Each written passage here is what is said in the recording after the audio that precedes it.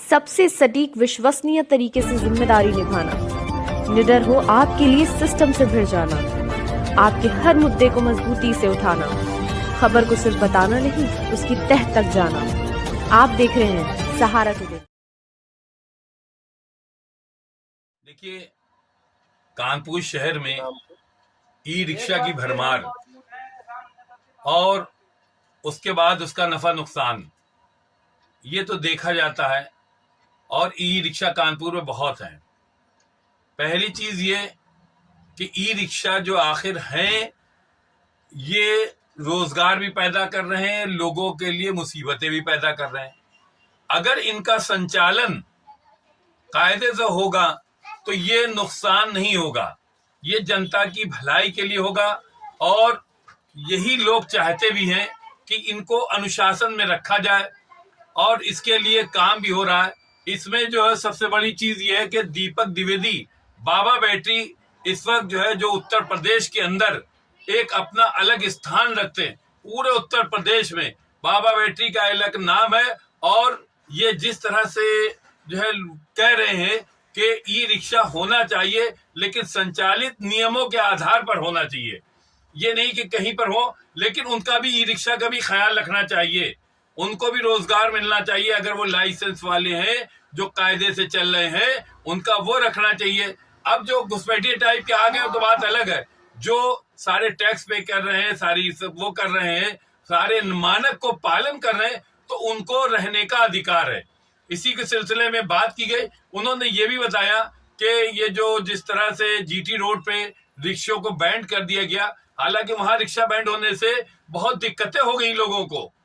Tempo वाले जो है वो अनाप शनाप और जो वो बसें चल रही हैं अनाप शनाप सवारियां डग्गा मार तरीके से ले रही हैं। लेकिन अगर इनको रिक्शा जो है कायदे से वहां पे चलाया गया तो उसमें भी लोगों को बहुत आराम मिलेगा। इसके लिए बाबा बैटरी और भी लोग बड़े प्रयास कर रहे हैं। और इस सिलसिले में जो है मतलब कहने का ये हो रहा, कार्रवाई हो रही है और लोगों से मिल भी रहे हैं।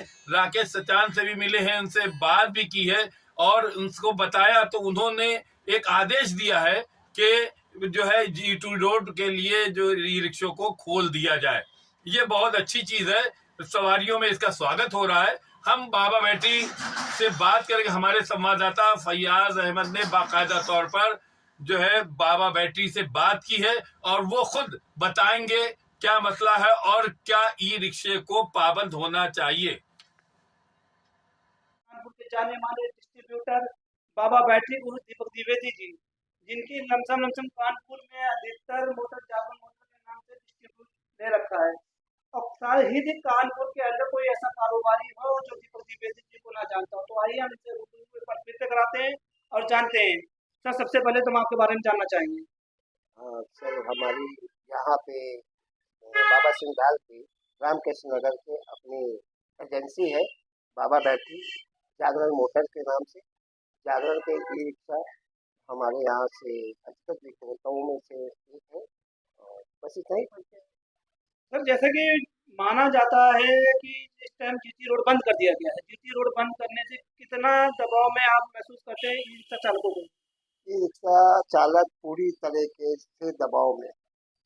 ई रिक्शा चालकों की स्थितियाँ बहुत खराब है। जिन लोगों ने अभी 2 महीने पहले 1,40,000 रुपए लेके कर्जा लेके गहने रख के रिक्शा निकलवाए हैं, वो लोग बिजनेस नहीं कर पा रहे हैं। उन पर डाउनफॉल हो रहा है, कमाई नहीं होती है। जिसको अगर पी रोड से गोविंद नगर जाना है तो उसको जीटी रोड क्रॉस करना पड़ेगा। ऐसा कोई पुल नहीं बना हुआ है कि आप बिना जीटी रोड क्रॉस करके आप गोविंद नगर चले जाए। ई रिक्शा चालकों में एक आपका अलग नाम अलग मुकाम है। अधिकतर ये कभी कहा जा सकता है साफ तौर पर ई रिक्शा चालकों व मोटर जागरण मोटर का गॉडफादर है। इसमें कोई दो राय नहीं है। इसमें कोई दो राय नहीं है। जिस तरह से आपका नाम है, भगवान ने खुदा ने आपको नाम और शोहरत दे रखी है, तो किस तरह से आप चाहते हैं कि ई रिक्शा चालकों की परेशानी को दूर किया जाए? सरकार से क्या आप मांग रखते हैं, क्या कहना चाहते हैं? हमारी सरकार से सबने निवेदन है कि जीटी रोड को जिस तरीके से महाना जी ने बहाल किया है कि जीटी रोड को रिक्शा बंद नहीं किया जाए, यहाँ पे व्यवस्थित किया जाए। रिक्शा व्यवस्थित किया जाए। व्यवस्थित करने के मतलब उनके पेपर्स कंप्लीट होने चाहिए।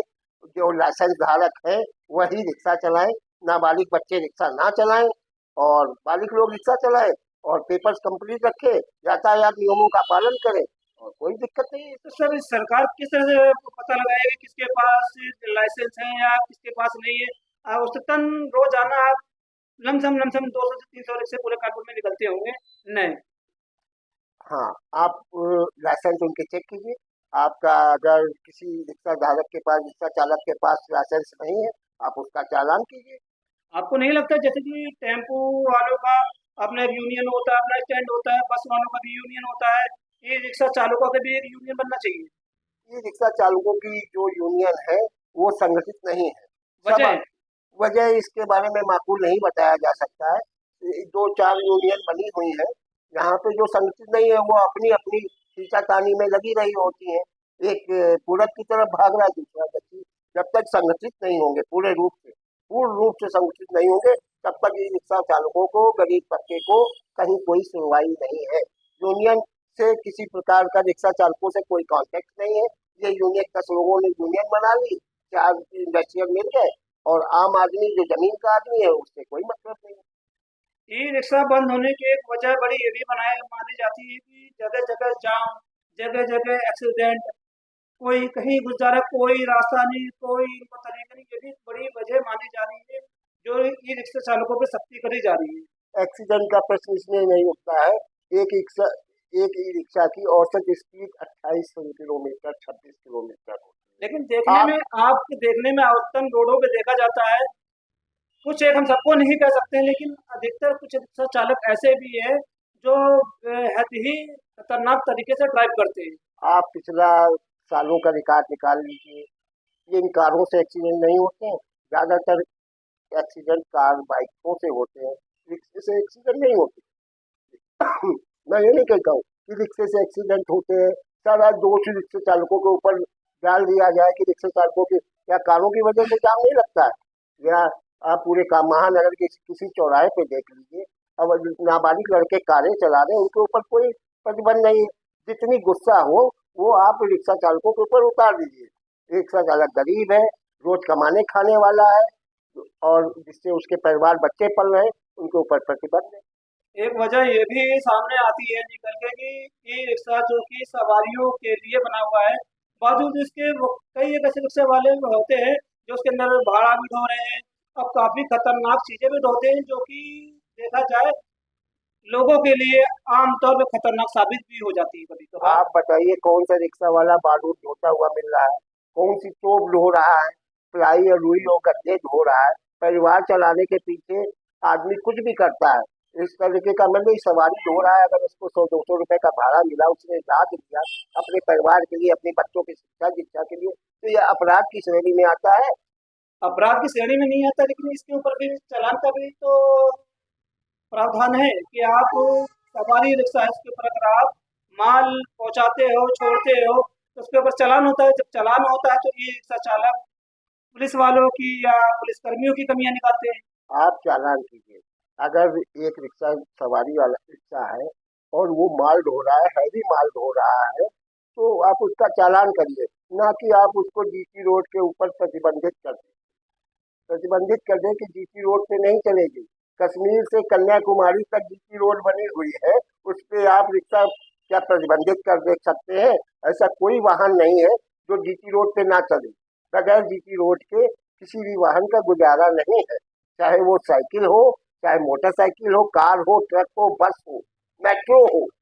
तो बहुत एक ऐसे भी रिक्शा वाले हैं जिन्होंने आज 3 दिनों देखा जाए तो रस्ते से दरकिनार कर दिया। दूसरा एक और सवाल आपसे सब क्योंकि घूम के आता है, हम आपसे पूछना चाहेंगे, ये जो रिक्शे वाले बैटरी रिक्शे चालक हैं, इनके लाइसेंस और जो छोटी उम्र के बच्चे लाइसेंस बैटरी रिक्शा वगैरह चला रहे हैं, इससे दुर्घटनाओं की संभावनाएं बढ़ती नहीं है? आप छोटे बच्चों जिनके पास लाइसेंस नहीं है, जो कम उम्र के बच्चे हैं, आप उनके रिक्शे सीज कीजिए। आपको लगता है कि जो पुराने रिक्शे हैं, जो पुराने रिक्शे चल रहे हैं, काफी टाइम पुराने हो चुके हैं, उनको जो सरकार बंद कर रही है, जब्त कर रही है, कार्रवाई सही है? सरकार सब्सिडी दे रही है, रिक्शों पे सब्सिडी दे रही है, पुराने अब जो रिक्शे निकल रहे हैं वन टाइम टैक्स के साथ निकल रहे हैं। आप उस सरकार ने वन टाइम टैक्स का मतलब क्या है कि जब तक आपका रिक्शा है तब तक आपको 15 साल की या 12 साल की जो भी अवधि है उसमें टैक्स नहीं देना है। हमारे माननीय श्री नितिन गडकरी जी की ये रिक्शा देन है इलेक्ट्रॉनिक। नितिन गडकरी जी ने सब्सिडी दिलवाई हुई है यहाँ पे ई रिक्शा चालकों को। आज से पहले आदमी कलकत्ते में पैदल वाले रिक्शे न चल के आदमी रिक्शा आदमी आदमी को ढोता था। आपने भी देखे होंगे फोटो। वो समस्या देखिए आप कि जिस समय एक रिक्शा चालक, शायद आपने मेरे सवाल को सुना नहीं बाबा जी। मेरे कहने का मतलब है जो पुराने रिक्शे हैं, जो एक लंबे वक्त से पुराने रिक्शे हैं, जो आज भी लोग जिन्हें चला रहे हैं, जो खतरे का सबब बने हुए हैं, उनको अगर सरकार या पुलिसकर्मी या प्रशासन बंद कर रही है या सीज कर रही है, उसको आप सही मानते हैं या गलत मानते हैं? देखिए पुराने रिक्शे जो है उनका आपकी फिटनेस वगैरह नहीं है। जिनका कहने मतलब रजिस्ट्रेशन खत्म हो चुका है, या ना नंबर प्लेट है, पुरानी नंबर प्लेट है, जबकि सरकार द्वारा न निर्मित नंबर प्लेट का आगमन कर दिया गया कि आप नई जो प्लेटें हैं, रजिस्टर्ड प्लेटें हैं IND की, वही लगाएंगे। बावजूद उसके पुराने किस्म के रिक्शे आज भी लेके लोगों को देखा जा सकता है चलते हैं, जिनकी वजह से हादसे अमूमन तौर पर होते हैं। इन पर आपकी क्या प्रतिक्रिया है? रिक्शे पुराने नहीं होते, रिक्शे पुराने नहीं होते, उनके पेपर इनकम्प्लीट है जिनमें कि उनकी फिटनेस नहीं है। गवर्नमेंट का जो है हमारे माननीय श्री नितिन गडकरी जी का कि रिक्शों को वन टाइम टैक्स पे ही दिया जाए। वन टाइम टैक्स का मतलब है कि उनका रजिस्ट्रेशन री रजिस्ट्रेशन हो जाता है, रिक्शे पुराने नहीं होते। हाँ, जो इनकम्प्लीट है, जो बहुत ज़्यादा जीर्ण अवस्था में हो गए हैं, आप उनको हटा दीजिए, उनका चालान करिए, उनको सीज कीजिए। लेकिन जो व्यक्ति 1.5 लाख रुपए दे के नया रिक्शा ले रहा है और उससे कहा जाए कि आप केवल गली कूचे में चलाइए, जीटी रोड क्रॉस मत कीजिए। अगर वो जीटी रोड क्रॉस नहीं करेगा तो अपने परिवार का सर्वाइव कैसे करेगा, उसके बच्चे कैसे पढ़ेंगे, वो बिजनेस कैसे करेगा, पैसा कैसे कमाएगा। 200-250 रुपए, 100-150 रुपए में आदमी के परिवार नहीं चलते, किस्तें नहीं चल जाती हैं। तो कहीं ना कहीं तो इसमें लोगों की भी भलाई भी तो है। आप GT रोड पे जा रहे हो, हाईवे रोड पे जा रहे हैं, एक्सीडेंट का शिकार भी हो सकते हो, कहीं तक बचाव भी तो है इससे सरकार द्वारा या प्रशासन द्वारा। बचाव भी तो किया जा रहा है, आप GT रोड पे या हाईवे पे ना जाएं ताकि कोई ऐसी दुखद घटना ना हो सके। ये नजरिया ये भी तो हो सकता है। हाईवे पे भी साइकिल पर भी प्रतिबंध लगा देना चाहिए आपको, स्कूटर पर भी प्रतिबंध लगवा देना चाहिए आपको कि हाईवे पे स्कूटर नहीं चलेंगी, मोपेड नहीं चलेंगी, साइकिलें नहीं चलेंगी। क्यों? क्योंकि ये तो उससे भी हल्का वाहन है, वो अगर चपेट में आ जाएगा तो रामा देवी से घिसटता हुआ कुशरवा पहुंच जाएगा। ऐसा नहीं है। आप रिक्शे को व्यवस्थित रूप से रखिए, यातायात नियमों का पालन करवाइए और रिक्शा चलने दीजिए। रिक्शा अगर नहीं चलेगा, कानपुर की स्थितियाँ बड़ी विषम आ जाएंगी और आने वाले 2024 के चुनाव में इसको शासन के परिवार अच्छे नहीं हो। तो आपको कुल मिलाकर कहना है जो बैटरी रिक्शे वाले चालक जो है इस टाइम दबाव में है, उनके लिए सरकार को खुलकर सामने आना चाहिए, उनके लिए कोई समाधान निकालना चाहिए। और एक खबर ये भी है कि सरकार प्रशासन द्वारा, हमारे विधायक जी द्वारा एक बार फिर से GT रोड को खोल दिया गया है। इस पर क्या प्रतिक्रिया आएगी आपकी? हमारे माननीय श्री सतीश महाराज जी विधायक और जो इस कानपुर को अच्छी तरीके से समझते हैं, जो कि गरीब तबके के नेता हैं, जो कि मध्यम वर्गीय के नेता हैं, जिन्होंने कानपुर की स्थिति को बहुत अच्छे से समझा हुआ है, जिनका जीवन हो गया राजनीति करते हुए। कानपुर नगर में अगर भारतीय जनता पार्टी में कोई वरिष्ठ नेता है, महाना जी ने रिक्शे वालों के दर्द को समझा, आदेश करा गवर्नमेंट से कि रिक्शे को व्यवस्थित किया जाए, ना कि प्रतिबंध कर दिया जाए। और उसको प्रतिबंध होने के बावजूद भी प्रशासन, पुलिस प्रशासन जो है उनको तंग कर रहा है, रिक्शे वालों से जबरदस्ती वसूली कर रहा है, जो कि एक गलत कार्य है।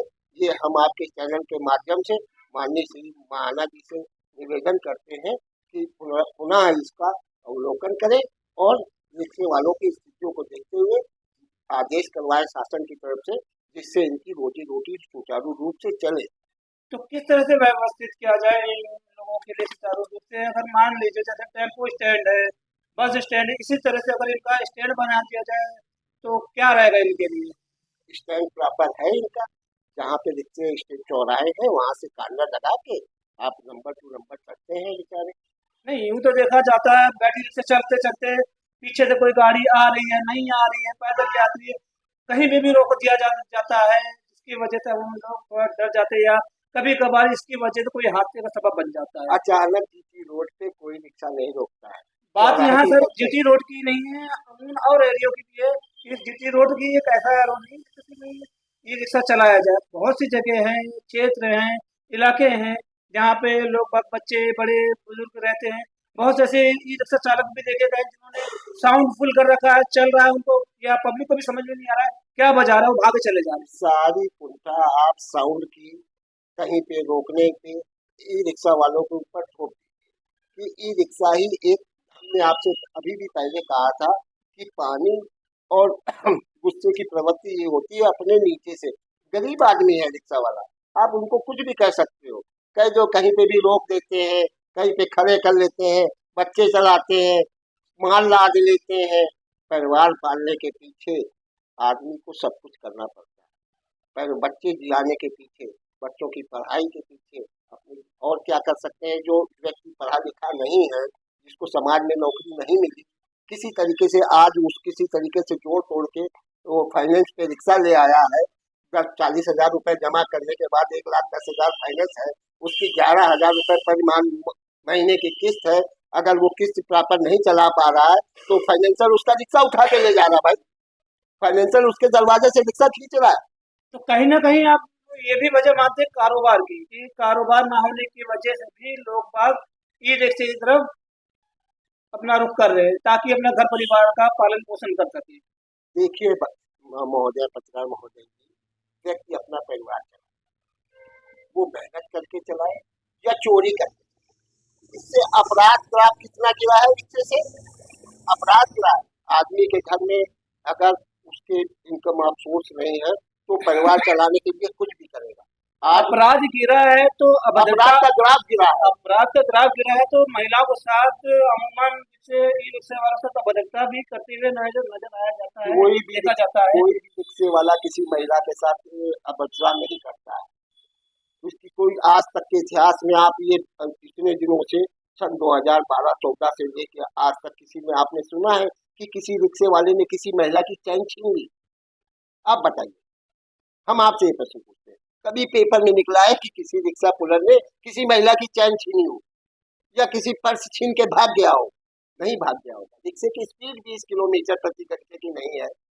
इस 20 किलोमीटर के हिसाब से चलता है, वो किसी को लेकर अपराध में नहीं होगा, वो किसी को अगर एक्सीडेंट नहीं करेगा। एक्सीडेंट जाम लगता है बड़े वाहनों से। आप एक बात अभी बोला कि ई रिक्शा कहीं पे भी रोक दिया जाता है, इलेक्ट्रॉनिक बसें चल रही हैं या क्या जगह जगह नहीं रुकती हैं, चौराहे चौराहे पे नहीं रुकती हैं, सवारियां नहीं उतरती हैं, उनके लिए कोई प्रतिबंध नहीं। अनियंत्रित होके अफीम कोठी पे ये बस ने, इलेक्ट्रॉनिक बस ने कितने लोगों को कुचल दिया, तब कोई प्रश्न नहीं उठा। आप देखिए कहाँ रिक्शे से एक्सीडेंट हो रहे हैं, कौन मर रहा है? ऐसा नहीं है, गलत फहमियां है। आप रिक्शे वालों को तंग कर रहे हैं। प्रशासन, पुलिस प्रशासन यातायात नियमों का पालन करे और ये सुचारू रूप से इनको व्यवस्थित रूप से जीटी रोड पे चलाया जाए। यहाँ आपने बात सुनी दीपक द्विवेदी उर्फ बाबा जी की बातें, यही वजह है जो निचले स्तर के लोग, जो ई रिक्शा चालकों के दिलों में जो जगह बनी हुई है, यही सब कारण है जो बाबा बैठी और दीपक द्विवेदी जी को इतना चाहते हैं लोग और मानते हैं, और यही इनकी पकड़ है जो आज कानपुर शहर के इनका जाना माना नाम है बाबा बैठी। तो सर, आपसे हम अपनी वार्ता खत्म करने से पहले आखिरी सवाल, आखिरी बातचीत ये कि आप नए साल के इस अवसर पर, नया साल आ रहा है, इस मौके पर आप देशवासी, क्षेत्रवासी व नगरवासियों को क्या संदेश देना चाहते हैं? देखिए, देश पूरे आनंद के साथ चल रहा है। भारतीय जनता पार्टी का शासन है, अच्छे रूप से सुचारू रूप से हो रही। हमारी माननीय श्री योगी जी यहाँ के मुख्यमंत्री हैं, सभी चीज नियंत्रित है। अब थोड़ी सी ये दिक्कतें हैं जो रिक्शा पुलर की, हम योगी जी से, माननीय श्री नितिन गडकरी जी जो कि इसमें इन्होंने इलेक्ट्रॉनिक व्हीकल को इतना बढ़ावा दिया है, आज ये नितिन गडकरी जी की ही देन है जो रिक्शा आप रोड पे देख रहे हैं। आज वो स्थितियां नहीं रही कि आदमी आदमी को खींच रहा है, पैदल पैडल मारता है। हम लोग को देखते आए थे कि चढ़ाई में चढ़ने वक्त दिक्कत होता है, आनंद के साथ रिक्शा चल रहा है, पूरा बिना मेहनत के आदमी कमा रहा है, रिक्शा बैठ से पैदल नहीं मारना पड़ रहा, आदमी का बोझा तो नहीं ढो रहा है, आदमी इलेक्ट्रिक व्हीकल से ये आराम है, लोगों का परिवार चल रहे हैं। आज कानपुर नगर के अंदर 25,000 40,000 परिवार रिक्शे पे के धंधे से, रिक्शे के व्यापार से उनकी रोजी रोटी चल रही है। बैटरी तेज रिक्शों की वजह से चल रहा है। बहुत से फैक्ट्रियाँ हैं जिससे एम्प्लॉय को रोजगार मिला है। ये इलेक्ट्रॉनिक से, रिक्शे से बहुत लोगों के परिवार चल रहे हैं। आगे से ज़्यादा जनता इसका आनंद ले रही है और हमारा सभी निवेदन है महिला जी से कि इसका पूरा दोबारा से अवलोकन करें और रिक्शे जो है आपके जीटी रोड को प्रबंधित किए गए उसको खोलें। आपने हमारी द्विवेदी जी की बात सुनी, इसी के साथ हम अपने की बात ये समाप्त करते हैं। फिर मिलेंगे एक नई खबर के साथ, जुड़े रहिए, देखते रहिए हमारे साथ सहारा न्यूज़ टुडे।